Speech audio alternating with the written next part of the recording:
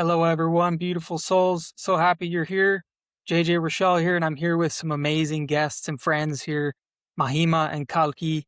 We're going to be speaking to you about one of the most important things when it comes to basically anything in life. But if you're here, I'm guessing you're a spiritual practitioner, seeker, healer, entrepreneur, artist, creative. Many of those things in that spectrum of work really gets kind of inundated with what we call self-sabotage. Self-sabotage is one of those things that, as any being, right, we start to recognize how we're actually in our own way. We're blocking ourselves. We're holding ourselves back in some way. And we want to talk to you about some of our experience and some of the deeper secrets, deeper knowledge about how to overcome self-sabotage as well.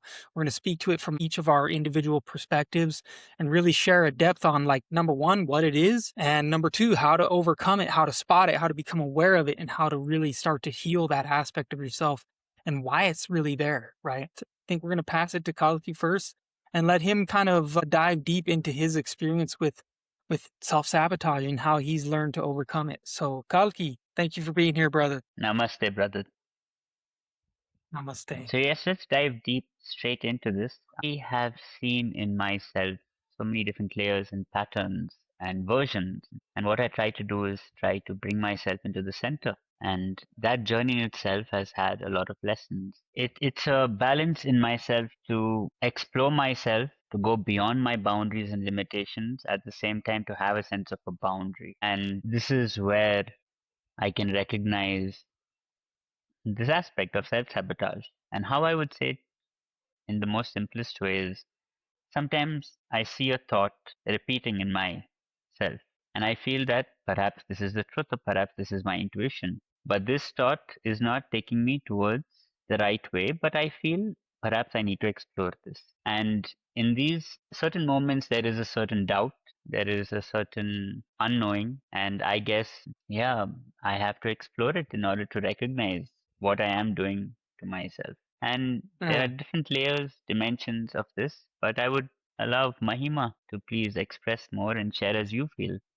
regarding this very topic. First of all, I'm very grateful to be in this space with you too. With self-sabotage, as I was saying, that I've had a very deep journey, and in subtle parts, I could recognize how this idea of me wanting to be perfect all the time had led me to a place where I would always end up self-sabotaging. And because of that ideal personality that I only created by myself, and I put a lot of expectation on that persona, I would not be able to focus on the present moment.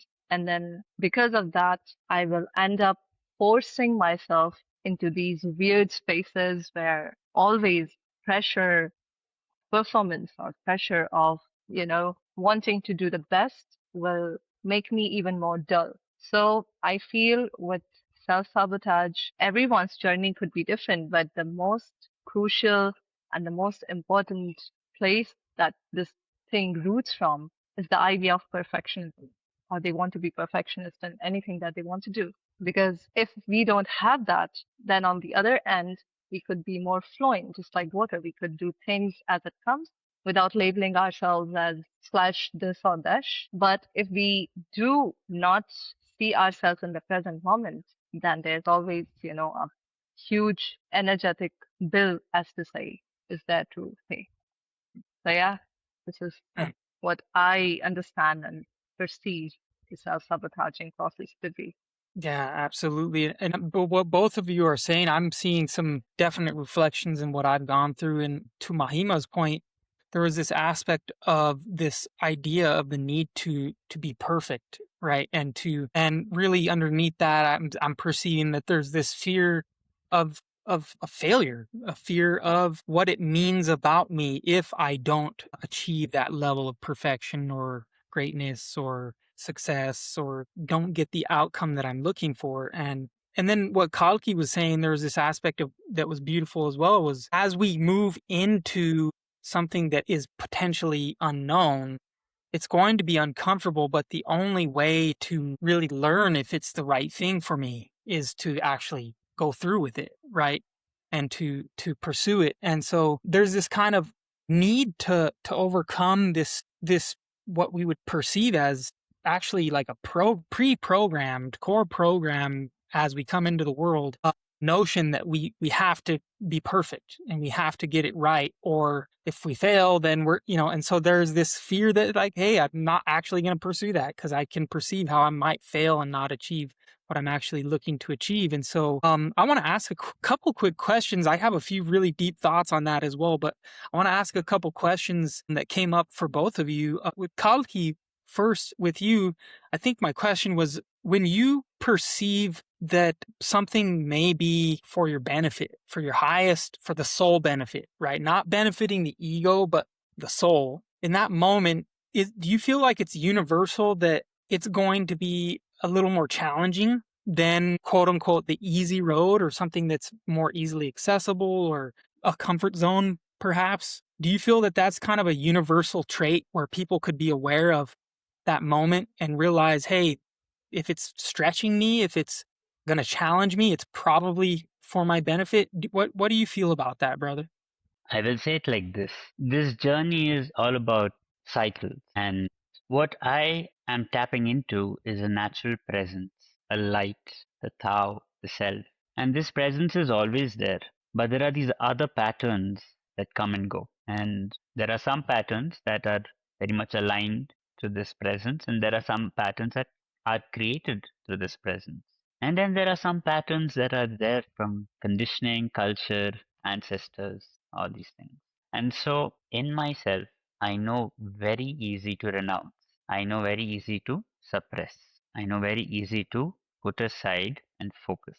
Because if I didn't, I would not be here. But as I grew older and as I became more and more mature, I started recognizing these things are not healthy to do. And so what I try to do is do my best to stay connected to this presence, at the same time explore certain patterns, at the same time not suppress them, at the same time not get subdued by them, you know? Mm, And if I don't do this, it is self-sabotage. If I do this, I'm risking self-sabotage, but this is the only way to learn, the only way to grow. And mm, coming back to what is a challenge, definitely to align to this presence of light is a challenge in itself on this earth, because the very nature, the very character, the very personality that emerges out of this light cannot resonate with most people on this earth in these moments, mhm, because the vibration is not there. And mhm, I have to let go of this to connect with many people, which I choose not to. I choose to be connected to this presence,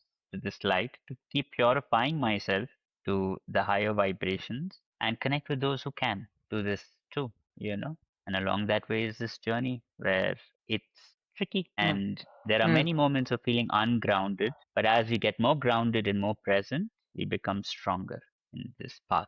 Until then, there's mm, a lot of scope for self sabotage. And all right, mm. nothing to, you learn from every mistake. That's all I can say. Yeah. Keep learning. Yeah, That's it. it's really ultimately this level of recognizing that in the ultimate sense there are no mistakes, right? That each aspect of anything that we ever do is some form of learning, of some form of development, that we couldn't have actually reached some level of the next phase or chapter without going through that, right? And so there's a level of acceptance in that, which I think is beautiful. That's something that's, for me, what you're saying, there's this level of deep acceptance of just going through it, going through it, and just being present through any quote unquote choice, right? So, and with that being said as well, I think that relates really beautifully to a question I wanted to ask Mahima as well, in relation to what she was saying, was, which I thought was actually a very powerful, like, there's a there's some power in this conversation right here, is that when you speak to like this kind of innate feeling of the need to be perfect, right? I want to go deeper a little bit on that as well, of what that really is, and maybe even starting it off with a question of like, do you feel like in any way that that's actually some way for our benefit as well, to have that feeling or need or urge to be perfect? And what do you feel with that, Mahima? It's a very beautiful question, and I would try to articulate it so that, the essence comes clear. I would like to go back to my conditioning and my roots, my childhood, the society, the culture. And the things that I saw there were very self-sabotaging, in fact, but it looked very perfect. It looked nicer. It Mm, looked like everyone is doing great in coping with whatever comes, whatever challenges come. So because of that conditioning, I learned those systematic ways to fool myself, to allow myself to not go very deep, yet look like I'm doing the work, you know? mm, And that became my way of coping. So whenever a challenge would come, I would just pretend like I'm doing good, but I would internally fight it and try to escape it so that I don't have to face it. And in doing that, I took greater leaps into self-sabotage and into not learning. It wasn't easy for me to learn because I have already created through and through this idea that I'm perfect or I already know things or I'm coming from this conditioning or I'm coming from this family background. So it's obvious for me to know these things or, mm, and that idea itself became a very edgy thing to like like a knife for me, like walking on the edge of a knife to come out from that pattern. mm, But how I could do it is just through a deep, first of all, acceptance that yes, if I keep doing this, then there's no end to this. And I will end up not learning anything in my life just because I'm pretending. So yes, first step was me to see myself as it is, accept that I am doing not the right thing. And then from there, it started this journey of fierce willpower, of wanting to learn, of wanting to see myself vulnerable in as many situations as possible. Well, that was another extreme, but I had to go through that extreme because mm, till that point I was on the other side. And when I started doing those things, making myself uncomfortable on purpose, then I could find a place where I could see balance. And in that balance, yes, there are times when this idea of wanting to protect myself is helpful as well. But many times it is just ego trick. So I would say if someone really wants to go dive deep into their inner journey and want to understand who they are, where they stand, what's their story, what's their purpose like, then there has to be no play of pretentious ego game. And if someone is entertaining it even subtly, then this whole inner journey would always be pretentious. It might look like it is doing its thing, but it won't. It won't grow. And then it's a different level of pain that a person will have to go through. So yes, I would say many times it is not that it's wanting to protect us, but many times the ego is quick. But if you have gone through those processes enough times, then yes, sometimes it's also your protection. So then it's the question of discernment. I need to choose for myself. Do I really want to take this dive? And is it really, I would ask myself, is it really going to help me in my journey? Or am I in the capacity to take this much stuff? If I already have enough on my plate, I won't. I will take a pause, but I won't reject it. I will wait for it for the right alignment, for the right time, for it to come back to me. And then from there, I will take it forward. mm. I love it. Yeah, it's like there's this keen, I think in both what both of you said, there's this keen level of developing discernment along the journey. There's this development of discernment that we begin to develop really deeply and intentionally along the way. And I think that that's really beautiful to kind of get into the mechanics of like very practically applying this to any given life, right? Because everyone's at different places in their life, different journeys, different ways of being and ways of what they're pursuing in life as well. And so for me, what's coming up is this aspect of really discovering for ourselves deeply, what is my core intention in life? What is my core purpose, intention, vision, what I really want to achieve in my journey? And obviously that can always evolve and change and all of that. But at any given moment, I think that the moment we begin to lose sight of that is the moment we are most easily kind of able to self-sabotage in a sense. And we all have those moments, we all have those deep moments of kind of amnesia or forgetting what our ultimate journey really is. And I think that that's a story that comes up for me in my journey, is this aspect of, to be very practical and literal. There was this moment in my life in my early 20s where I was like working with some of the biggest movie stars in the world, on these movie sets with, George Clooney and Jeff Bridges and Kevin Spacey, Ewan McGregor, all these different people who were like A-list actors. And I'm on set with these guys, and I'm starting to reach these levels of like basically momentum and success in my career as an actor and as a creative. And I have a band. It's all these different things that are going. And, from the outside in, it would look like, wow, there's a lot of success happening. There's a lot of potential. There's a lot of achievement on the horizon with this, right? And there was this deep moment of the need for that discernment that I think we're all kind of speaking to on this journey. For me, it was this deep recognition in a moment when I'm sitting with both of my kids. I'd been separated from my wife at the time. We were having a lot of challenges, a lot of struggles, and this moment where it was nighttime, my kids have finally gone to sleep, and I'm sitting at a computer sending out resumes, sending out emails, doing all this marketing stuff and outreach and networking and all this. And I had this moment where a stillness just came over me, and it really presented what for that year, it was like a forgetting, an amnesia that had happened. And funny enough, I'd reached a lot of success in that, in that amnesia, quote unquote success, right? And this stillness, it was as if there's this beautiful voice, not verbal, obviously, but it's just his presence that is saying something to me. And it was saying basically like, focus on what's really going to develop the here and the hereafter, and for me, that meant to me was, I'm this soul, this beautiful infinite being traveling through this funny little finite dream existence. And I've made this massive temple mountain pillar out of my career and out of success and out of all these things that at that moment literally just crumbled down as if they were just ultimate Maya, complete illusion. And it allowed me to see this reflection of all that I'm in need of is just deeper levels of this right here, this moment right here. This moment right here is all that I'm in need of.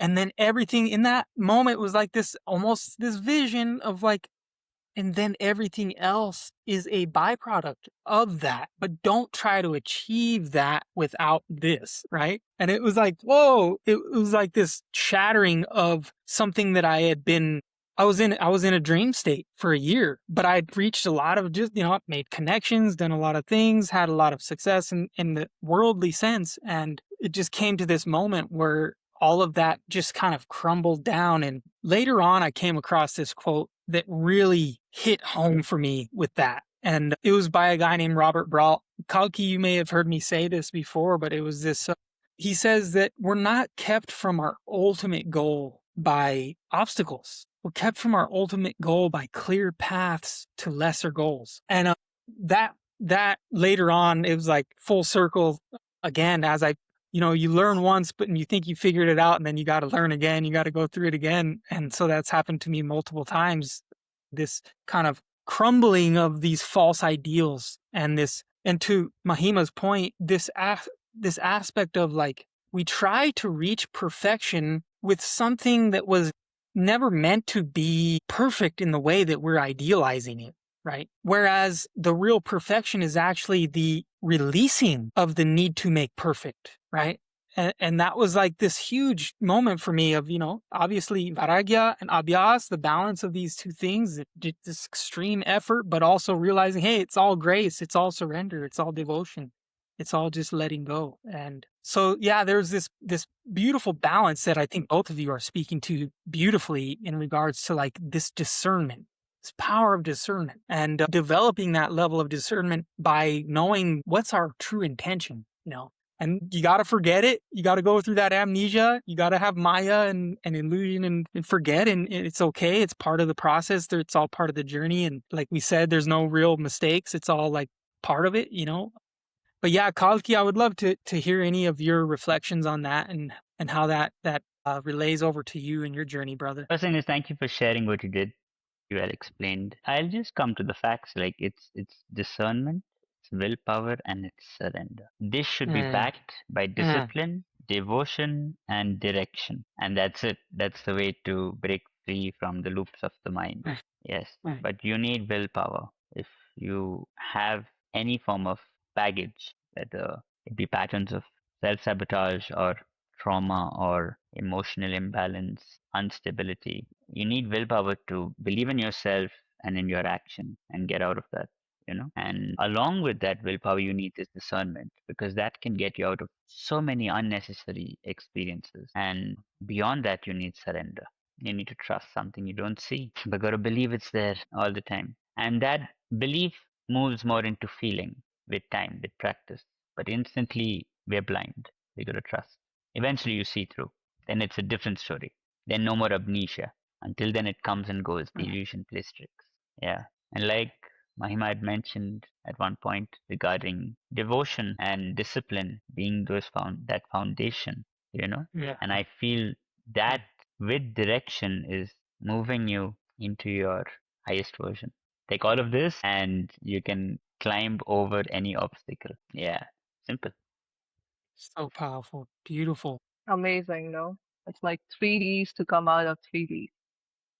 Yeah, great. So powerful. What do you have any reflections on that, Mahima, that you would like to share as well on that? Or Yes, I would love to. So, as to develop discernment, it's a process of developing. It does, I mean, it is inherent, beautiful quality of our consciousness, but it could be polished. And how we mm, polish it is through trial and error. You cannot know beforehand. Even if you think you know, that might still be an illusion. So we need to give ourselves more chances, little bit more risk to kind of see what is the consequence, because maybe what I am assuming or presuming, it might not be the truth. And it's also true in that limited knowledge, I might feel like I know it all. And because of that, again, I will not be choosing the right things for my growth, for my evolution. So I feel developing discernment through trial and error is a process. And in that trial and error, there's a lot of like peeling the onion. There's different levels of understanding of cultivating inner power, your personal power, your willpower comes along. And mm, beautiful. it's a journey. Like if you go fully into a process, you got to understand through trial and error, Mm, and discernment could only be cultivated through that. mm, It could never be based on your assumptions or your imaginations of mm. the consequences, you know. So yeah, Yeah. it's a process through and through. It's a wonderful journey. I mean, if you can see it as a playground, you're playing, and you can make mistakes. As you said, there are no mistakes in reality. There's always a learning or a blessing that comes along. Mm, that is powerful. There was some really, really powerful things right there because I think that that really brings it home right here with there's this aspect of like we can almost be sure that we're self-sabotaging if we're trying to figure it all out intellectually and trying to fix it and trying to all this. But when we are in the game, when we're present and actually doing the work and in the journey, we know that like that's not self-sabotage, right? That's you learning through the development that is needed for you to discover all of the ultimate truth that is waiting for you, right? And so I think that that's huge right there. That was powerful, Mahima. Thank you for that. That's because there's so many times, like with so many of my clients and myself included, there's times where we try to figure things out intellectually, and try to, know all the answers before we even go through it and before we even go through the process of something. And that's definitely a form of self-sabotage. And I want to speak to something that I feel personally is part of like the primordial wound that we've all experienced here in creation that actually is the root cause of self-sabotage in my perspective. And I would love to hear how you all weigh that out, but for me it's this aspect of, whether we think of it from like we're being an emanation from the infinite divine being and we're going through a process of differentiation by slow and steady emanation, right? That's kind of a more cosmic perspective of that. And we could relay kind of a a model on that, in each emanation, there's some level of, some level of small separation in the perception of that consciousness. That new emanation of consciousness now perceives some new level of separation from that infinite being. And in that, a forgetting of some kind, right? An amnesia, a slow unfolding of Maya, little by little by little, of illusion, of time, of Kal, right? And so in that unfoldment, if we were to relate that practically to, just being human, right? We could understand it, whether we believe we descended from light and we emanated into eventually physical beings, or we evolved up from, mammals and we became whatever we believe. There's this aspect of this feeling of danger, this perception of danger. And that perception of danger all comes from this perception of aloneness, or being separate, being alone. And so in that, there would have to be programs that we set in place, consciously or unconsciously, to protect us and to quote unquote keep us safe, keep this primal body safe in our perception of separation, and our perception of aloneness. In our, there's a study done that like the greatest fear is public speaking and being alone, being cast out from your tribe, from your family, from your community, right? These two things all both imply some level of aloneness. Public speaking, you're all up there alone, you're afraid of the judgment of what someone's saying. And so these fears have been studied to be even more so than the fear of death, right? And so there's this kind of, you could call it innate perception of feeling separate, being a human, that as we're born into the world, there's kind of like what we could call a core spell from this perception as well, is that it's not okay to just be. It's not safe to be me. It's not safe to be me desiring. It's not safe to be me pursuing what I desire, what I want. And it's not safe for me to be who I am and actually get what I desire. And so with that spell in place, we would literally have to self-sabotage ourselves from getting what we desire, because we perceive that whatever we get actually is dangerous. And so we see that how we're taught that in our family as well. Like, no, you can't want that. You're not allowed to have that. No, you can't be that. No, you can't do this. No, you can't. And then you're also on top of that taught you're not allowed to feel your emotions either. Don't be sad. Don't be angry. You get what you get. That, and there's these aspects of these kind of conditionings, and they don't know that. Our parents didn't know that they were doing that they were taught the same thing, on and on and on and on. And it actually came from a very practical thing that actually was to keep you safe and to keep you alive, right? But as we evolve, as we develop, we keep these same core programs in place that are in the depths of our psyche, in the depths, they're in sanskaras, they're in our imprints of our DNA, they're all of it, right? And so it's this process of kind of coming out of that, so to speak, spell of where we can perceive that we're actually not in danger. We have the ability to have communication at a level where we can even communicate to things that used to be danger to us, but now we have the level of communication and connection with it. That danger doesn't actually exist and it's actually obsolete, but we're still running from the same program of danger, of not being safe. And so I would love to pass it on to Kalki and his reflections with that, because I think that that's a way to realize, hey, like we're all going through this same thing, basically, Kalki, what are your reflections on that, brother? There's so many dimensions to this, to everything Yeah. you spoke of. It's very deep top, in the sense that, see, first of all, culturally, this whole society is kind of running in this triggered way, that if they don't do what they have to do, they won't survive, And because of this, they're eating more than they need, they're sleeping more than they need, and everything is being done in excess. And it's because they're Yeah. in a triggered state. They're not in a present state. There's no presence. And the reason for these Mm. societies to reach these levels is many, many, many causes to these effects. But it is what is happening. And what I see is that collectively people have lost the ability to recognize that presence within. And they are lost in this challenge of survival and with all those games. So what is happening is that discipline to stay connected within is unknown, And so because of this, people are more extroverted and they're more in that world, and they're trying to survive in that world. And this is what we have created for ourselves. Now, coming back to two aspects. One is the remembrance of that unity field, the connection back to the creator.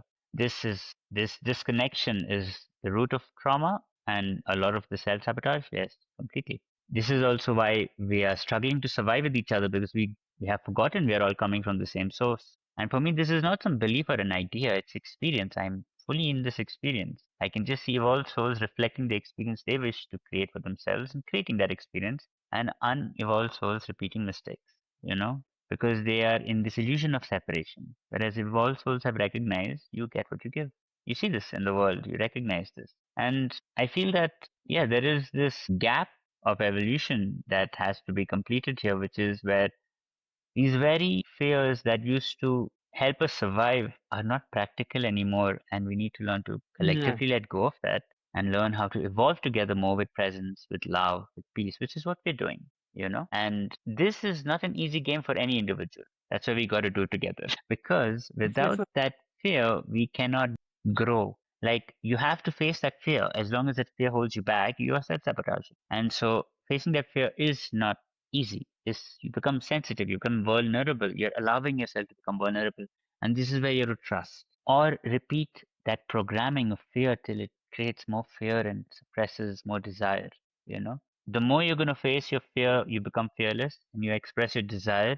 You may get some slaps, but you manifest your dream and you learn this magic, this connection with the universe, and you realize your source, your oneness with everything, your creator self. Or not. Get lost in the fear you believe is true in your mind right now. And so it's a very deep talk. This is I'll say it's one of the root spaces whether a person is in a blissful experience in their life or in a fearful experience. So to say that if they know that connection to source, to oneness, to the creator, to this infinite being, they're in a field of oneness. Even if you chop their hand off or head off, it does not matter.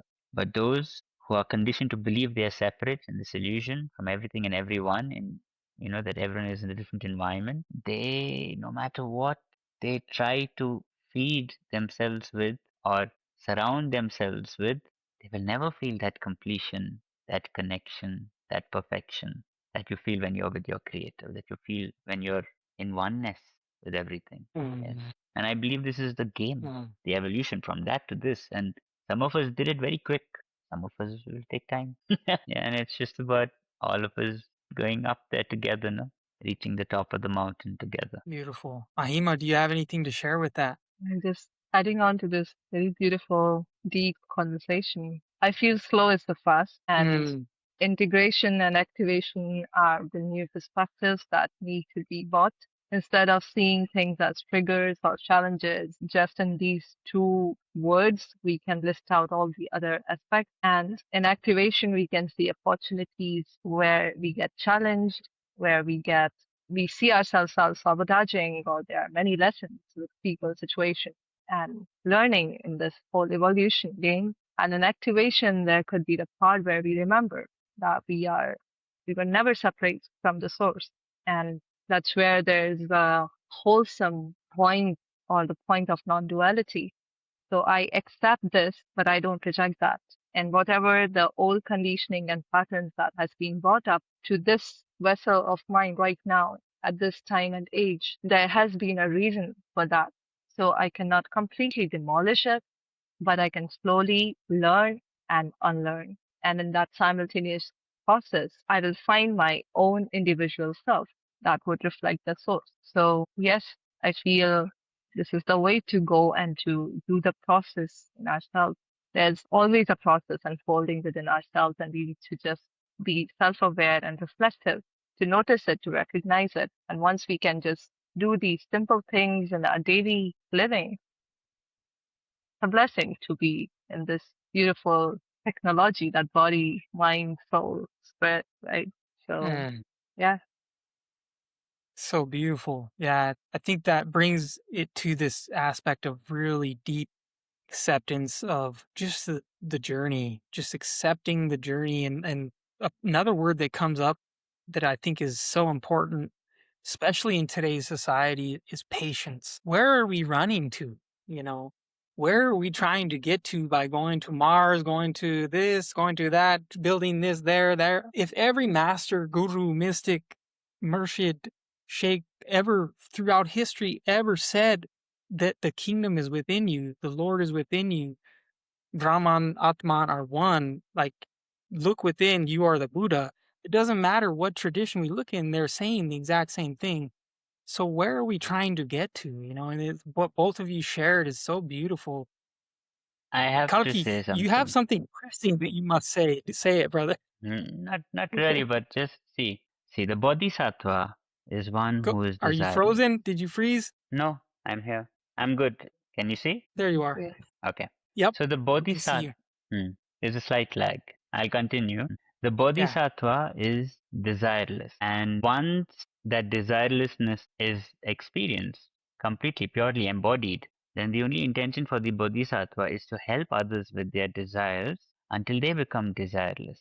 And this is the way. This is the way, because you cannot suppress that desire. You must express it. And now the divine, the creator, the one has given every one of us this gift. What you want to manifest? You want to become a millionaire? You want to become a billionaire? You want to send people to moon? What you want? What you want? You want to be one android, half robot, half human. You want to make a living just playing video games? Like creators giving everyone the choice. Let them taste the completion of those desires till they Yeah. recognize this, what we are speaking of. But until then, they are hungry, they are suppressed. And so they are running for that, but we aren't. We have experienced that in other lifetimes and we've come out of that in this. So Yeah.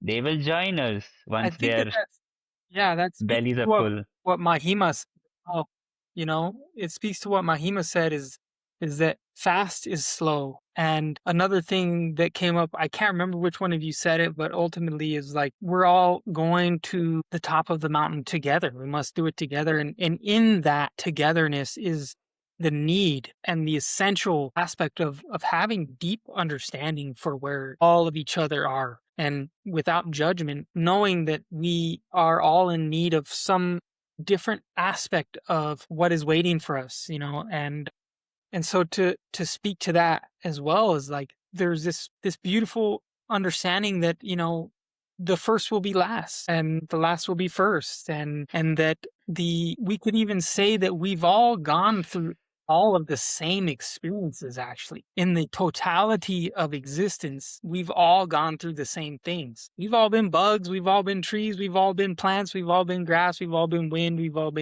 all been aspects of the totality of being. And I think a lot of it is speaking to wherever you see that intended goal for yourself, be intentional about it. And with that intention, use the acid test of everything we've spoke to see if what you're doing or where you're moving is actually in benefit of that intention, for wherever you are, right?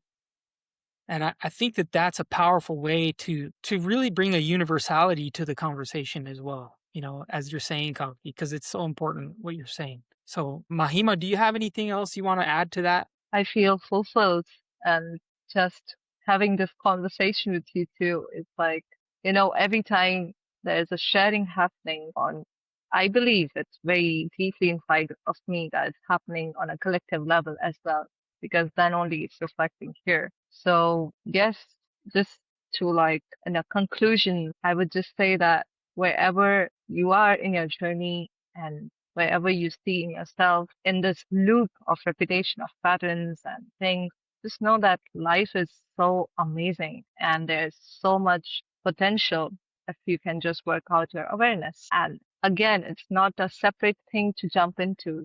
It's just the recognition, that particular moment. And from that moment, it builds up on its own. So power of intention is the starting point. And with that intention, the life itself builds around that. And that's what that's what I've been doing, and that's what I feel we all have been doing in our journey. That's rooting of this work that we could, share together and talk about and experience it together. Yes. Beautiful, beautiful, powerful. Thank you both for being here and sharing such deep knowledge and wisdom, and just grateful for you and your energy, your life, your spirit. Namaste. So much love to you both, and thank you all for tuning in. If you've made it this far in the video, super grateful that you're here, and we hope that this served you in your heart and your spirit as well. And if it had any effect on you or inspired you, definitely feel free to leave a comment, like, subscribe, all that good stuff. And we'll see you on the next one, beautiful souls. All right. Blessings.